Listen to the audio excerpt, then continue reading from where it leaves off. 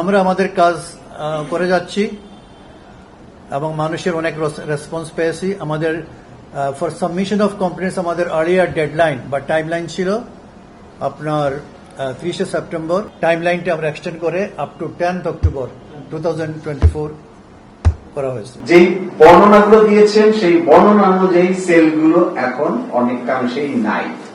তার মানে হয় স্যার যেটা বলছেন চেঞ্জ করেছে, পরিবর্তন করেছে, কিছু জিনিস ভেঙে ফেলেছে।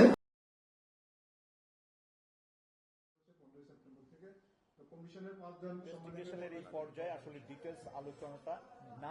আপনারা এই বিষয়টা নিয়ে কাজ করতে গিয়ে ভেরি আপহিল জব পিরিয়ডিক্যালি করবো, কারণ আমরা তো কাজ কিছু করে না বলতে হবে। গোয়েন্দা সংস্থা, তদন্তকারী বা সরকারের মদত আমরা অলরেডি আপনার আদার ওয়ার্ডস কথা বুঝছেন।